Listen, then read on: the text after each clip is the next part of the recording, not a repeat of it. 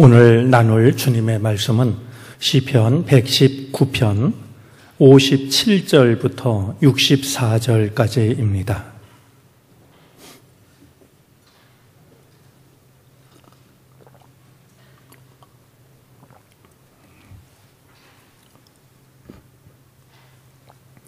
시편 119편 57절부터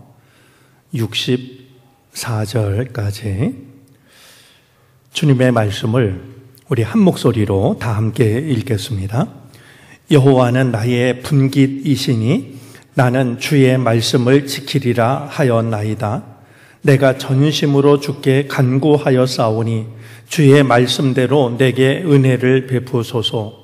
내가 내 행위를 생각하고 주의 증거들을 향하여 내 발길을 돌이켜 싸우며 주의 계명들을 지키기에 신속히 하고 지체하지 아니하였나이다.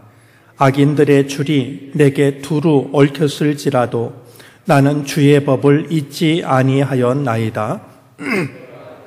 의로운 규례도로 말미암아 밤중에 일어나 주께 감사하리이다.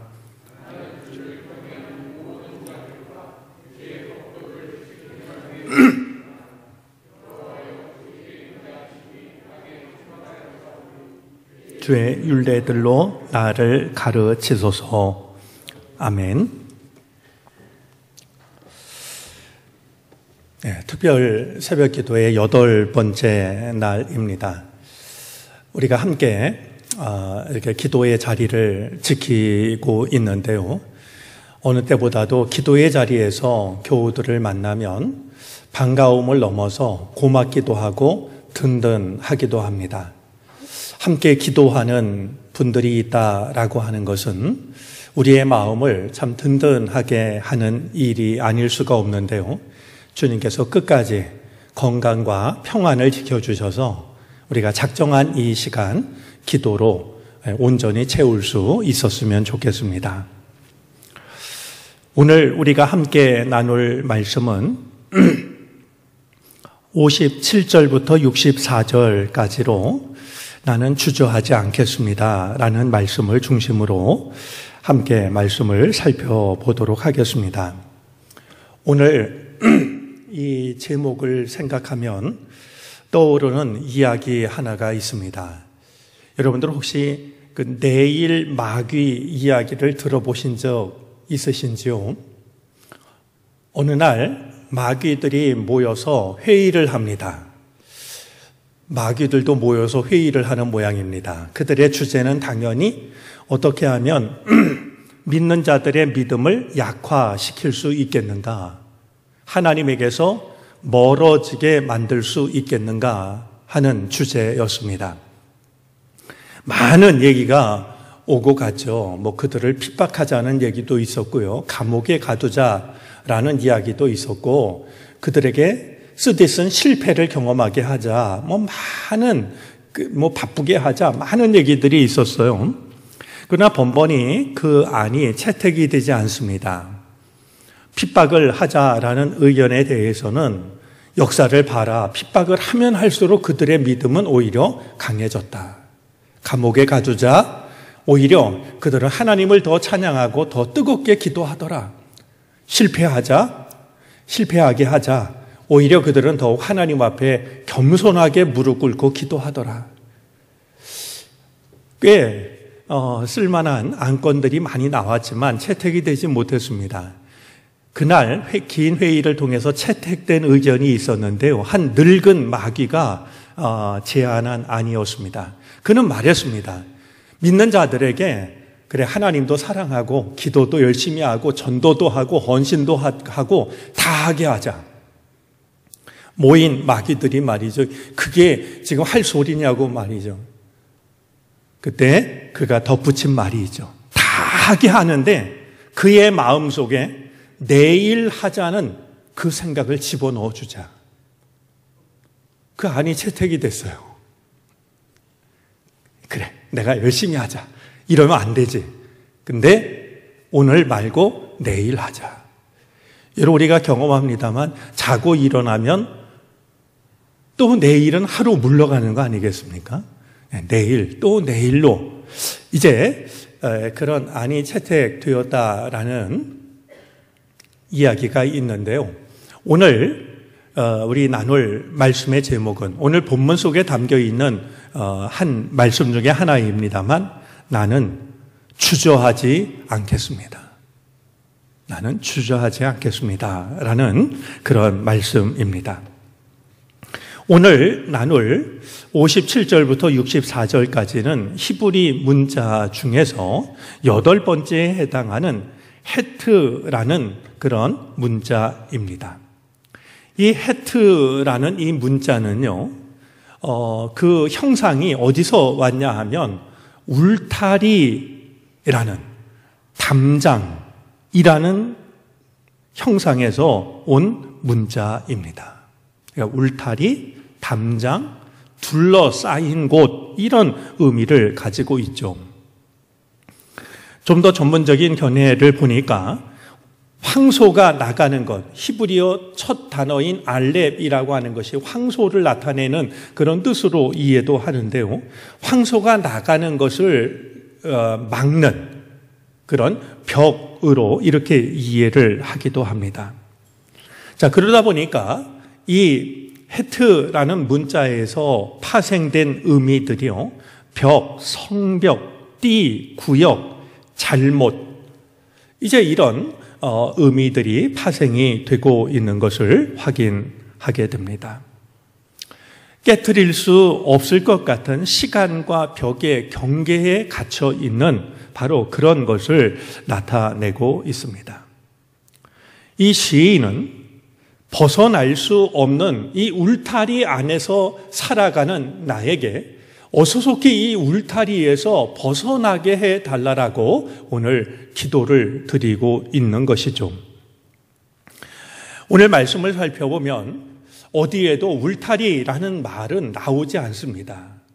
그러나 이 시인이 지금 이 울타리, 나를 가두고 있는 이 상태에서 나를 꺼내달라라고 간구한다라고 이해가 되는 대목들이 있습니다. 먼저 오늘 본문 59절 말씀을 보면은요, 내가 내 행위를 생각하고 주의 증거들을 향하여 내 발길을 돌이켜 싸우니, 내 발길을 돌이킨다라는 이런 말씀이 있는 걸 보게 됩니다. 자, 여기서 발길을 돌이킨다라는 이 말을 공동번역 성경은 이 의미를 살려서 이렇게 번역합니다. 지금까지 걸어온 내 길을 반성하고. 즉, 지금 이 시인은 하나님 앞에서 기도를 드리면서 자신이 지금까지 걸어온 길을 되돌아보는 겁니다. 되돌아보았더니 지금까지 살아왔던 내 삶은 습관적인 삶이었습니다. 이 습이라고 하는 말이 말이죠, 이제 그 어린 새가 날갯짓을 날마다 반복하는 그런 뜻으로 이해를 하는데요. 여러분 생각해 보면 우리에게는요, 나도 모르게 밴 습관들이 굉장히 많습니다. 우리가 경험합니다만 아무리 우리가 신앙생활해도요, 정말로 바뀌어지지 않는 것은 그 사람의 성품이에요. 왜 그럴까요? 이미 그게 몸에 벨 대로 뱄기 때문에 말이죠. 수없이 반복했기 때문에 나도 모르게 익숙해져 버린 거예요. 오늘 이 시인은 자기가 지금까지 살아온 지난날의 삶을 돌아봅니다. 그러면서 나도 모르게 된 나의 습관들, 익숙해진 것들, 그것을 돌아보고 있습니다. 저는 성령을 통해서 우리가 누릴 수 있는 마지막 은총이 있다면은요, 우리가 성령을 통해서 나타나는 몇 가지 현상들보다는요, 성령을 통해서 우리가 누릴 수 있는 마지막 은사는 우리의 성품이 달라지는 것 아닐까? 그렇게 생각합니다. 우리의 성품 바꾼다는 거, 이거 뭐 병원에 가서 성형 수술을 하고 뭐 아무리 노력을 해도 쉽게 이루어지지 않습니다. 오직 성령의 은총으로 내가 달라지는, 내 존재가 달라지는 말이죠. 오늘 이 시인을 가두고 있는 것은 지금까지 살아온 삶, 익숙해진 삶. 그래서 나도 모르게 뭔가 마음에 밴 습관들 말이에요. 오늘 이 시인의 간구를 통해서 우리를 가두고 있는 울타리 중에는 바로 지금까지 살아온 삶이 있다라고 하는 것. 나도 모르게 뭔가 마음에 밴 습관이 있다라고 하는 것을 돌이켜 보았으면 좋겠습니다. 자, 또 한 가지. 오늘 이 시인이 울타리 안에 갇혀 있다라고 짐작이 되는 것이 있습니다. 61절 말씀입니다. 악인들의 줄이 내게 두루 얽혔을지라도 나는 주의 법을 잊지 아니하였나이다 말합니다. 악인들의 줄이 내게 두루 얽혔을지라도. 여러분, 오늘 말씀을 대하면서 그리고 시편 119편을 읽어나가면서 우리가 눈여겨보아야 할 것 중에 하나는요, 나는 언제라도 단수입니다. 나 혼자입니다. 왜냐하면 나를 괴롭히는 사람들은요 늘 복수입니다. 악인들이 나를 괴롭힙니다. 나는 외톨이인데, 나는 혼자인데, 나를 괴롭히는 사람들은 결코 혼자가 아닌 겁니다. 오늘 이 부분을 유진 피터슨 목사님은 메시지 성경에서 이렇게 옮겼습니다. 악인들이 나를 애워싸 빠져나갈 길이 없었으나, 사방에서 악한 의도를 가진 이들이 나를 애워싸서 빠져나갈 틈이 내게는 없었지만 오히려 그럴수록 나는 주의 말씀을 잊지 않았습니다. 어디에도 담장 울타리라는 말을 사용하고 있지 않지만 지금 시인을 괴롭히고 있는, 우리 어제 나눈 말씀도 그러했거니와 오늘 말씀 속에도 밤이라고 하는 단어가 나오는데요, 내 안의 빛을 모두 빼앗아가는 그런 일들, 그런 사람들, 바로 그 속에서 살아가는 이 시인의 삶이야말로 울타리에 갇혀 있는 삶과 다를 것이 없었습니다. 한번 오늘 이 시인의 고백을 통해서 우리의 모습을 돌아본다고 하면요, 우리는 내가 원하는 일을 내 마음대로 할 수 있습니다. 오늘 하루 정해진 일과가 있어도요, 얼마든지 내가 마음을 먹으면은요, 내가 할 일 놔두고 어디 전혀 다른 시간을 얼마든지 보낼 수 있는 게 우리들 아니겠습니까? 그러나 오늘 시인의 이 고백을 통해서 살펴보면, 야, 우리들도 울타리 안에 갇혀 있구나. 담장 안에 갇혀 있구나. 눈에 보이지 않아도 나를 가두고 있는 것이 있는 거구나 하는 것을 생각하게 됩니다. 고난주간 보내고 있는데 빠뜨릴 수 없는 것이 바로 우리의 죄악일 거라고 여겨집니다. 그것이 우리를 가두고 있죠. 자, 이런 상황 속에서 이 시인이 어떤 믿음을 지키려고 하고 있을까? 어떤 고백을 하고 있는 것일까? 오늘 말씀 중에 놓치지 말아야 할 부분이라고 여겨집니다. 먼저 그는 이런 고백으로부터 오늘 말씀을 시작합니다. 참 놀라운 고백인데요, 57절 말씀입니다. 우리 다시 한번 말씀을 함께 읽도록 하겠습니다. 여호와는 나의 분깃이시니 나는 주의 말씀을 지키리라 하였나이다. 주님은 나의 분깃입니다. 제가 이 고백이 참 놀랍고 귀하다라고 여겨지는 데는 이 분깃이라는 말이 가지고 있는 의미 때문입니다. 분깃이라는 말을 다른 말로 옮기면 몫이라는 뜻일 겁니다. 우리 이제 빵 하나를 가지고 여러분들 젊은 시절에 좋아하셨던 빵 중에 이제 초코파이 같은 거 있지 않습니까? 초코파이를 두 사람이 가장 공정하게 나누어 먹는 방법 아십니까? 이 빵을 말이죠. 공정하게 나눠 먹는 방법. 아니, 뭐 진지하게 들으실 이야기가 아닙니다. 공정하게 나눠 먹는 방법은요. 뭐 여러 가지 방법이 있겠지만 가위바위보를 해가지고요. 진 사람이 빵을 반으로 나누고 이긴 사람이 선택하면 제법 공정해진다고 합니다. 자, 그런데 이 분깃이라는 말은 나누어 갖는 몫이라는 뜻입니다. 자, 이 말은 어디서 왔고 무엇을 떠올리게 하냐 하면은요. 이스라엘 백성들이 가나안을 정복했을 때 12지파가 땅을 나누어 갖는 그게 분깃입니다. 이제 정복한 땅을 12지파가 나누어 갖지 않습니까? 그렇게 나누어 가졌던 땅을 분깃이라고 하는데요. 이 분깃 중에 우리가 빠뜨릴 수 없는 게 한 가지 있습니다.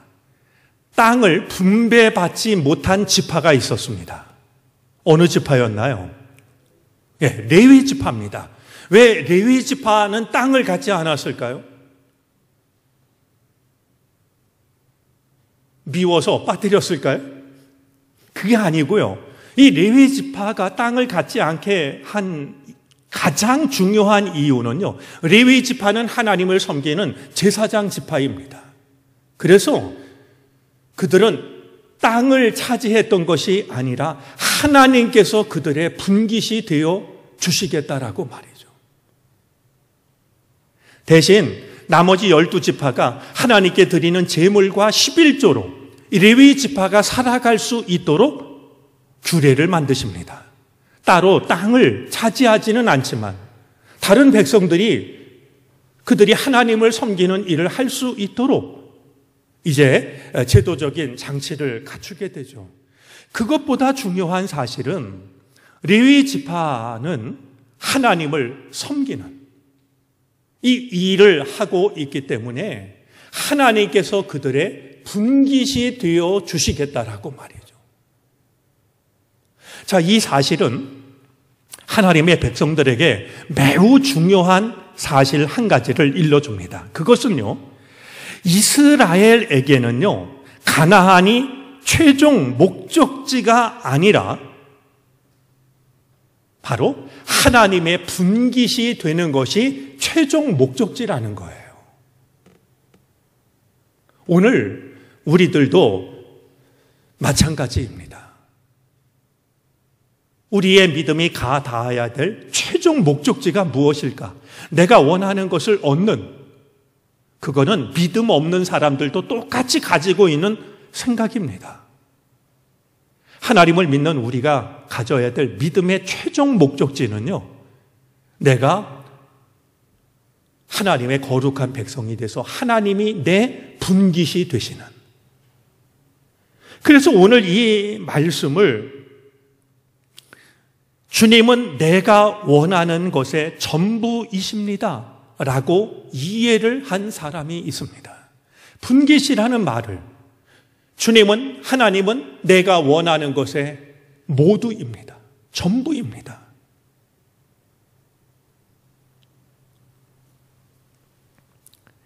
오늘 시인이 세상은 나를 자꾸 가두려고 하지만 그럴수록 고백하고 있는 빛나는 고백은 주님이 내 분깃입니다.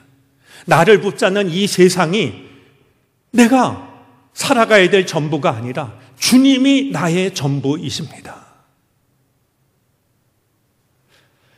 이 빛나는 믿음의 고백이 우리의 고백이 되어졌으면 좋겠습니다. 저는 이 세상을 살아가지만, 그래서 이 세상에 갇혀 있지만 나의 전부는 주님이십니다. 주님이 나의 분깃이십니다.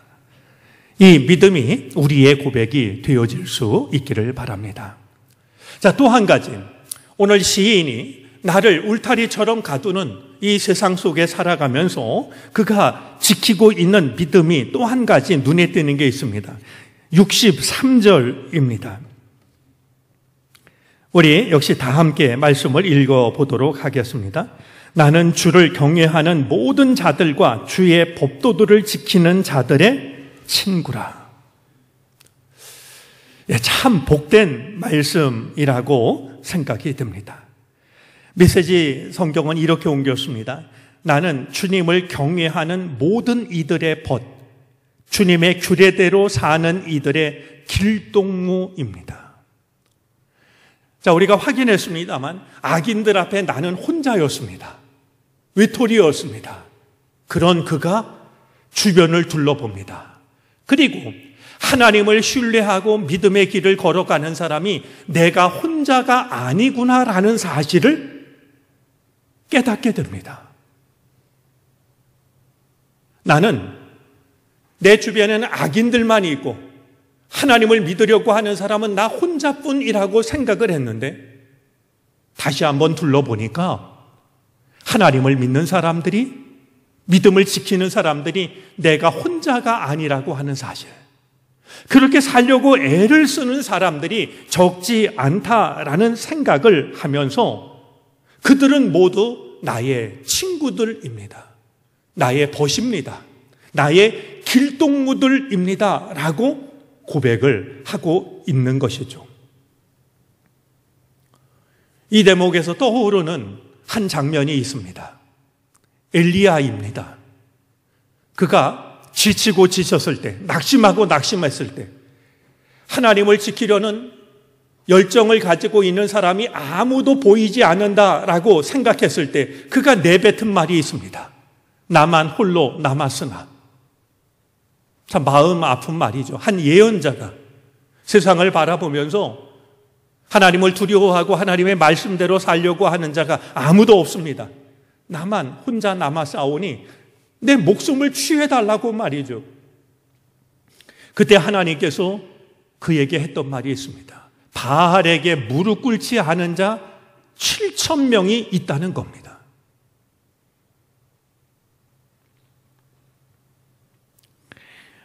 오늘 이 대목을 두고서 크리스토퍼 애쉬 목사님은 이런 말을 합니다. 참 인상적인 말을 하는데요.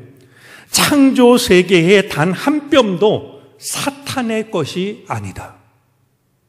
하나님이 지으신 이 세상에 단 한 뼘도 사탄의 것은 없다.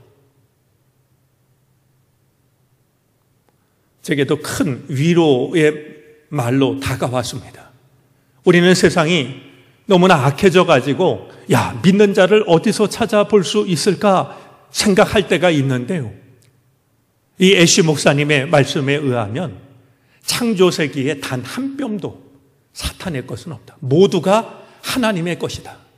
하나님을 믿는 우리가 믿음으로 지켜야 할 거룩한 땅이라고 이렇게 우리에게 위로의 말씀을, 용기의 말씀을 주고 있습니다.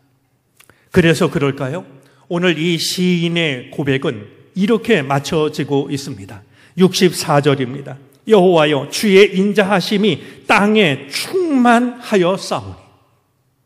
그동안은 내가 죄악의 울타리 속에 갇혀서 살아간다라고, 악인들이 우글거리는 담장 속에서 살아간다고 생각을 했는데 하나님이 나의 분깃이라고 하는 것, 그리고 하나님의 뜻대로 살려고 하는 믿음의 벗들이 내 주변에 많이 있다라고 하는 것, 그것을 생각하고 나니까 주의 인자하심이 온 땅에 가득합니다. 오늘 우리가 서로가 서로에게 좋은 믿음의 벗이 되어 주었으면 좋겠습니다. 내가 혼자라고 누군가 힘들어할 때, 낙심할 때 믿음에 대한 열정과 헌신을 포기하려고 할 때 그의 손을 잡아줄 수 있는, 그래서 당신은 결코 혼자가 아닙니다. 그렇게 서로를 위로하고 격려해 줄 수 있는 좋은 믿음의 벗, 믿음의 길동무들이 되어질 수 있기를 바랍니다. 오늘 시인은 이런 마음을 가지고 고백을 합니다. 나는 주저하지 않겠습니다. 나는 더 이상 망설이지 않겠습니다. 말씀을 향하여 달려가겠다라고. 이런 더 이상 두려움이 없는, 망설임이 없는 고백을 바치고 있죠. 한 가지 기억하셔도 좋겠다 싶은, 새벽 예배에 나오신 여러분들이 기억하셔도 좋겠다 싶은 짧은 말 하나가 있습니다. 제가 마음에 담아두고 있는 말 중에 하나인데요. 한번 따라서 해보시겠습니까? 절벽은 나누어서 건널 수가 없다. 이해하실 수 있겠죠? 절벽은 나누어서 건너지 못합니다. 조금 두려워도 무서워도 용기를 가지고 한 번에 뛰어야 됩니다. 오늘 시인에게서 배울 수 있는 믿음은 그런 믿음입니다. 나는 주저하지 않겠습니다. 나는 더 이상 세상이라고 하는 울타리에 갇혀 있는 사람이 아니기 때문에, 하나님이 나의 분깃이 되시기 때문에, 그리고 함께 하나님을 믿는 이들이 내 곁에 있기 때문에 나는 더 이상 주저하지 않을 겁니다. 달려갈 것입니다.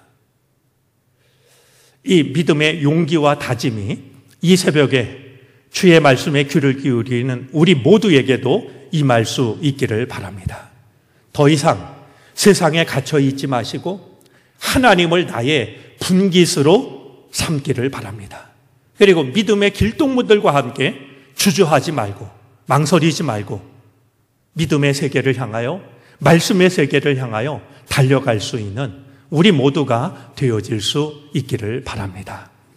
기도하겠습니다.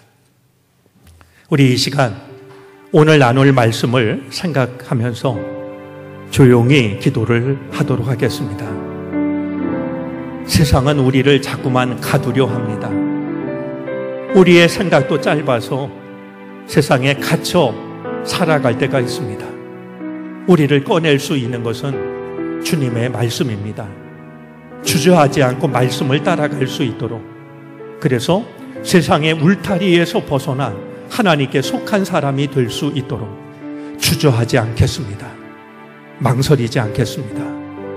우리 마음에 다짐을 담아 조용히 기도하도록 하겠습니다. 사랑의 주 하나님, 오늘도 우리를 일깨우시고 주의 전을 찾게 하시니 감사합니다. 우리는 세상에서 살아가며 세상의 울타리에 갇혀 살아갑니다. 우리를 괴롭히는 일들이 많이 있고 습관적으로 살아온 우리의 삶도 있습니다. 어느새 빛을 잃어버리고 어둠에 속한 사람이 되어질 때도 있습니다. 주님, 우리를 일깨워 주시옵소서. 주님을 나의 분깃으로 삼게 하여 주시고 믿는 자들을 나의 믿음의 길동무로 삼게 해 주시기를 바라고 원합니다. 그리하여 더 이상 주저하지 않게 하여 주시옵소서. 주님, 이제 우리가 말씀을 향하여 담대하게 달려갈 수 있게 해 주시기를 바라고 원합니다. 그리하여 세상에 속한 사람 되지 않게 하여 주시고 세상에서 살지만 하나님께 속한 사람으로 살아가게 해 주시옵소서.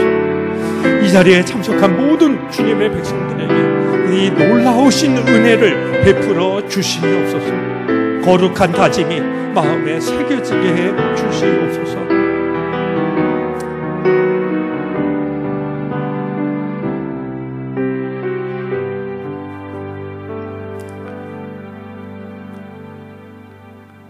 우리는 울타리 안에 갇혀 있습니다.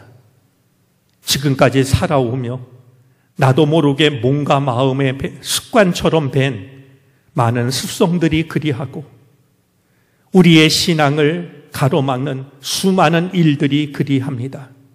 하지만 주님, 오늘 말씀을 통하여 우리를 꺼내 주시니 감사를 드립니다. 더 이상 세상의 울타리 안에 갇혀 있지 않게 도와주시옵소서. 말씀을 향하여 달려가게 해 주시기를 바라고 원합니다. 내가 살아가는 지금의 삶이 전부가 아니라 하나님이 나의 분깃이 되심을 기억하게 해 주시옵소서. 내 곁에는 주님을 경외하는 이들이 많이 있음을 잊지 않게 해 주시기를 바라고 원합니다. 더 이상 망설이거나 더 이상 주저하지 않게 하여 주시옵시고 말씀을 향하여 달려갈 수 있는 우리가 되게 해 주시기를 바라고 원합니다.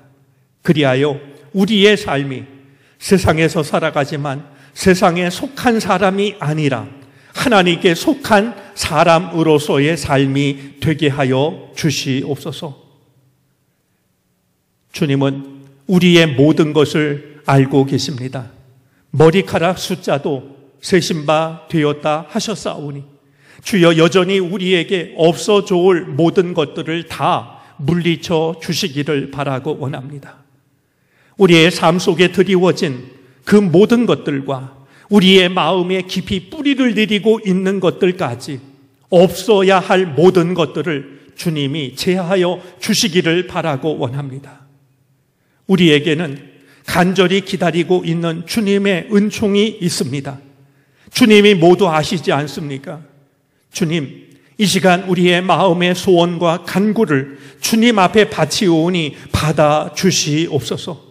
하늘의 문을 열어 주시옵소서. 우리의 손을 마주 잡아 주시옵소서.